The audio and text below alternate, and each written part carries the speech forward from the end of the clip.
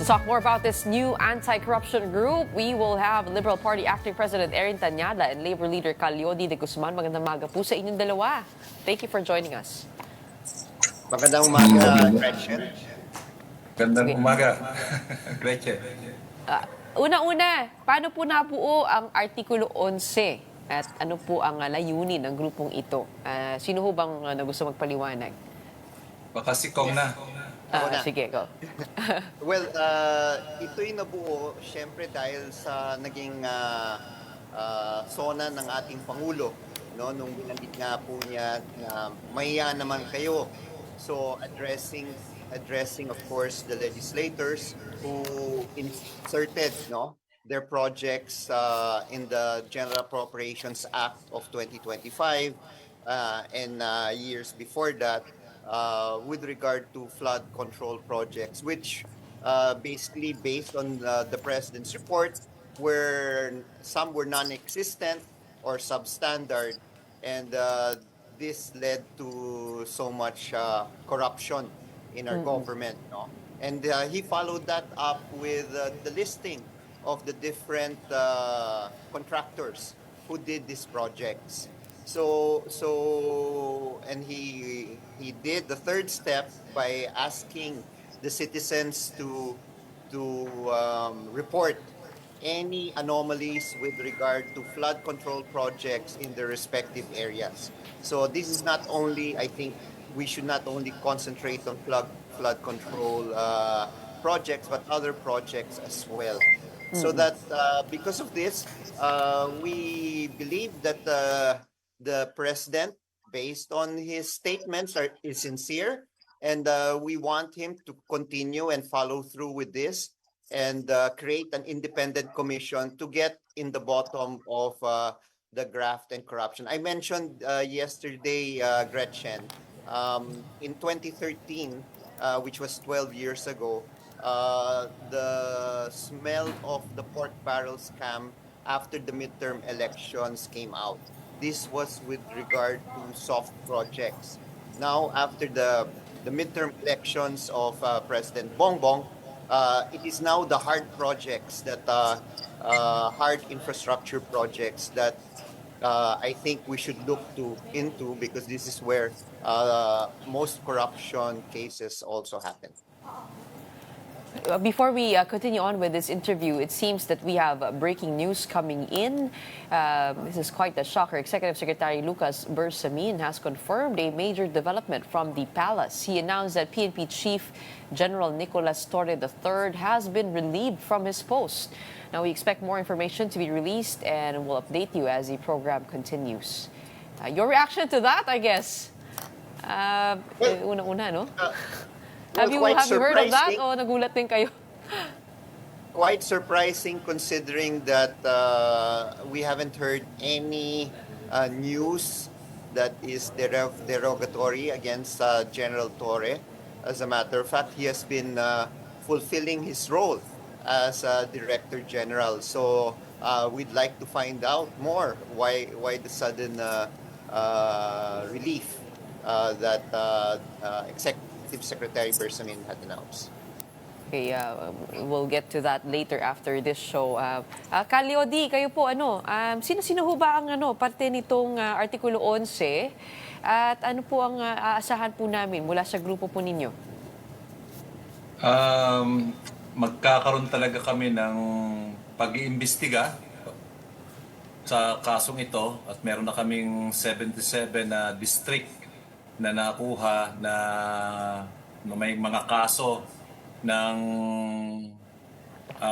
flood control project na ito na substandard, ghost, at papailan namin ang kaso.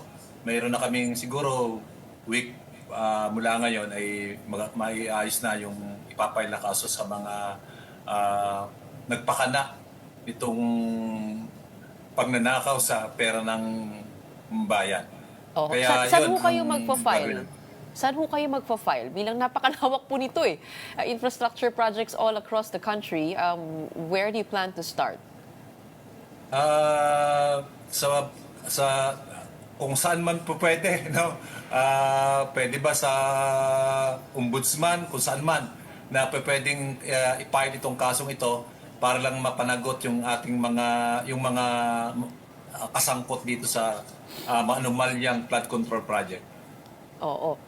Kayo po, Kong, would you have insight regarding that? Where do we start? I mean, meron pong sumbong sa Pangulo website.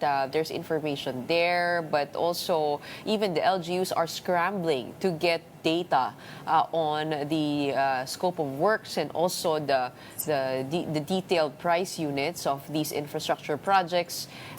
Where do you plan to start as on your own probe?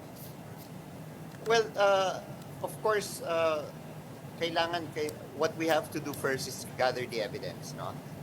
That's very important. Number two, I think what is important is if really the president is serious, because even if we do our investigation, but we know that there are agencies that will not share the information that is needed in order to file the cases, then I think the president should create that independent commission with subpoena powers, and then, of course, appoint persons with integrity beyond reproach to conduct a serious investigation on the flood control projects, and hopefully not limited to the flood control projects, but other infrastructure projects being implemented by contractors, and also by relatives of congressmen who are contractors.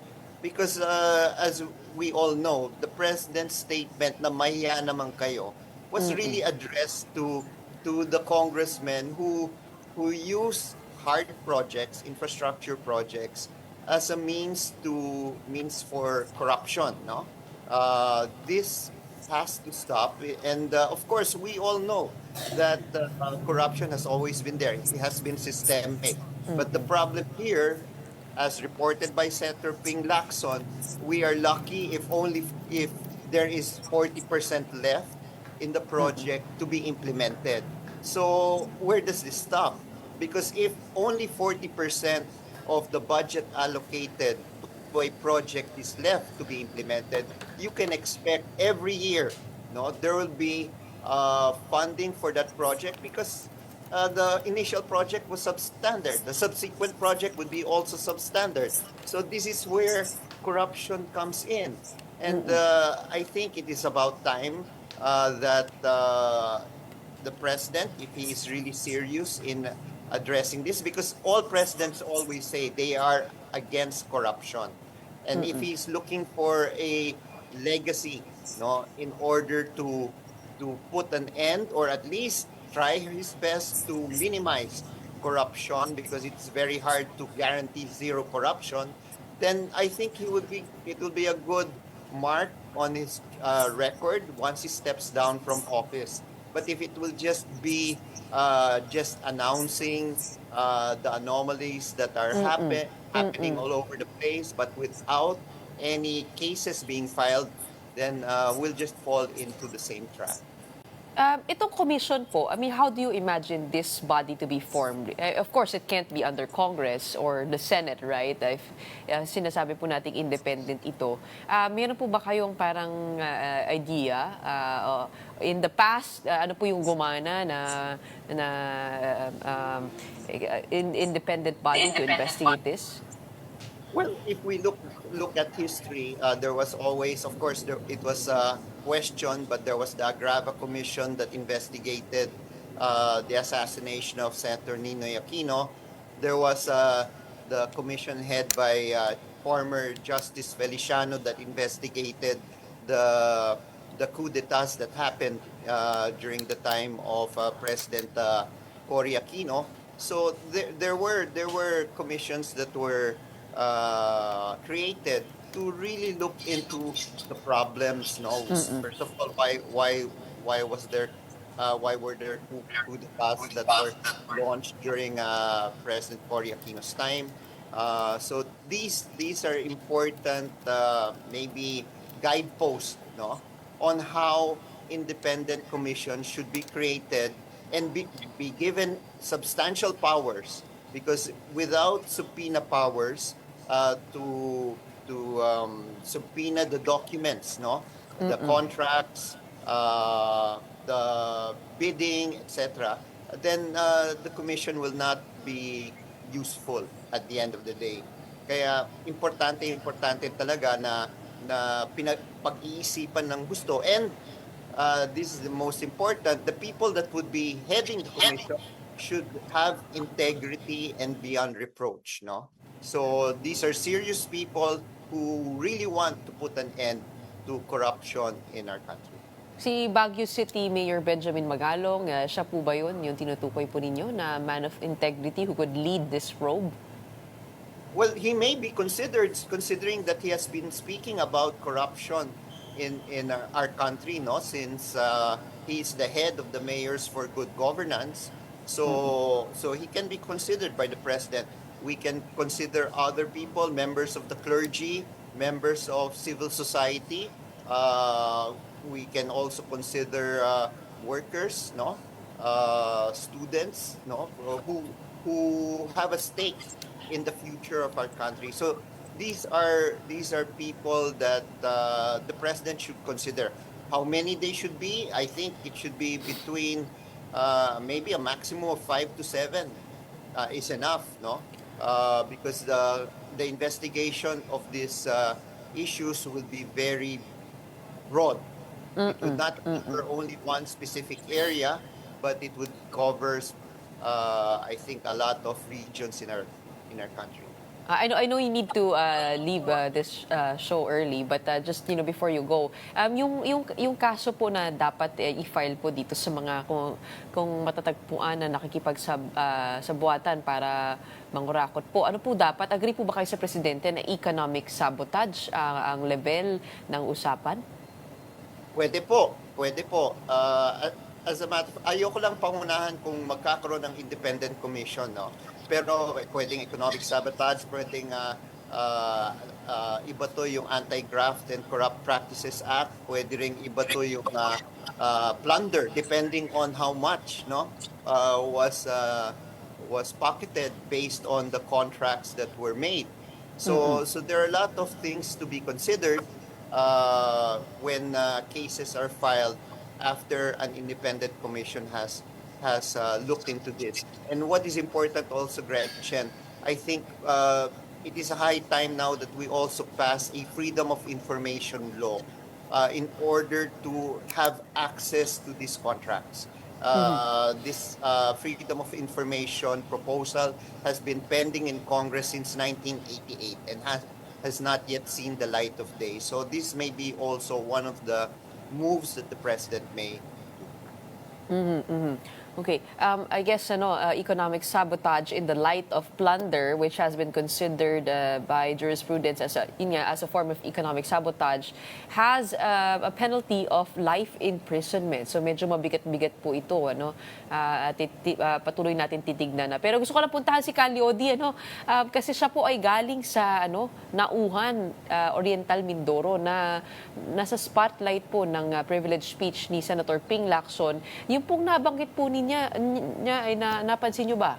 At matagal na po ba itong kalakaran dyan sa inyo po? Naku, Gretchen, napakatagal na sa nakalakaran yan.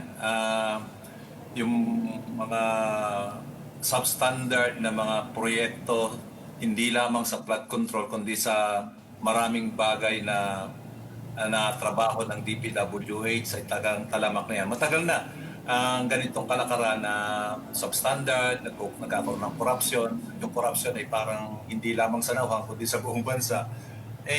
Parang tinanggap na parang kalakaran. At kapag nga ikaw ay tumanggi ngayon sa binibigay na pera sa inyo ng milyon at tinanggihan mo, parang ikaw pa yung tanga. At kahit ikaw ang nagsusumbong, ikaw ang naghahabol ng katarungan, ikaw pa ang aatakihin. Parang tinanggap na ng ating mga mamayan. At doon sa Nauhan, 19 billion ang ibinuhos. At itong 2025, halos 10 billion na karamihan ay mga substandard at ghost project. At yan ay nagre-reflect hindi lamang sa Nauhan nga, kundi sa buong bansa. At gusto ko sabihin, Gretchen, na idagdag na tingin ko kinakailangan nating idagdag no, magkaroon ng shame campaign para mabago na yung kultura ng mga Pilipino. May mungkahi nga ako na magtayo ng rebulto, hindi lang ng mga nakukulong, ng mga nakukulong, at batuhin ng kamatis yung rebulto sa luneta. Pangalawa, sa mas malalim, tingin ko ang punot dulo nito ay yung klase ng politika na meron tayo, na political dynasty, na wala namang intensyon sa pagpasok sa gobyerno, kundi ang magnakaw, at hanggat sila nakapwesto sa tuktok ng ating pamahalaan, sa Kongreso, sa Senado at Malacanang, hindi talaga titigil ang korupsyon sa ating bansa. Kaya nakita natin sa history, mula pa noon, panahon pa ng Marcos Sr. hanggang sa ngayon, dahil majority ng mga administrasyon ay puro political dynasty, laging nagagawa ang pagnanakaw despite ng maraming batas, maraming investigasyon na ginagawa. Kaya ulitin ko lang, Gretchen, political dynasty ang dapat wakasan. Kung yan ay nasa Senado na ngayon, dapat yan ay magkaroon na ng batas. Dahil systemic nga po itong problemang hinaharap po natin. Pero babalikan ko lang ho dyan sa Oriental Mindoro. We had Representative Panaligan on one of our shows, Storycon. Dininay po niya na meron po siyang alam dito sa mga nangyayari sa mga infrastructure projects. Kumbaga parang sa national po yan, ibinababa na lang sa DPWH. Kayo po ba ay naniniwala na wala talagang alam yung congressman po ng Oriental Mindoro at tingin po ninyo hanggang saan po yung dapat maimbestigahan sa inyong pagsusuri? Natural naman, kahit sinong inakusahan, lahat na ng inakusahan dito na mga congressman, senador, lahat naman ay tumanggit, sinasabing walang alam. Kahit sila Joel Villanueva, hindi niya kilala yung mga kaibigan niya. Ganyan din dito si Panaliga na tatanggihan. Pero klaro na ang kanyang ginawa dahil kiniklaim pa nga niya na project niya, di ba? Kiniklaim pa niya at pinagmamalaki sa District 1 ng Mindoro na yun ay proyekto niya at hindi mangyayari yan, Hindi mangyayari ang ganyang mga substandard o yung kalokohan ng mga kontraktor kung walang sabwatan nung nag-endorse ng project. At ang karaniwan, lalo kung sa District 1 nangyari yan dahil halos 55% ng flood control project inapunta doon sa District 1, sa Nauhan, may impluensya. Tiyak yan na mayroong kaugnayan. Kaya para masigurado, kinakailangan ma-undergo si congressman sa malalim na pag-iimbestiga. Dapat maisalang siya at doon ay patunayan niya kung siya totoong wala siyang kasalanan. Maaari po bang dito kayo magsimula sa inyong Kasama yan. Kasama ang Nauhan. Meron na po bang nagbigay sa inyo ng mga dokumento? Meron na. Kasama yan doon sa 77 na binanggit ko sa iyo kanina. Oo, abangan po namin yan.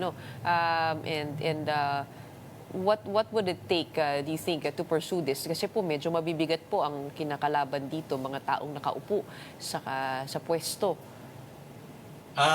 Tanggapin natin ang realidad sa ating bansa. Yung justice system dito ay hindi naman talaga nag-work. At nag-work lamang yan para doon sa mga may pera. Alam natin ang nangyari kay Napoles.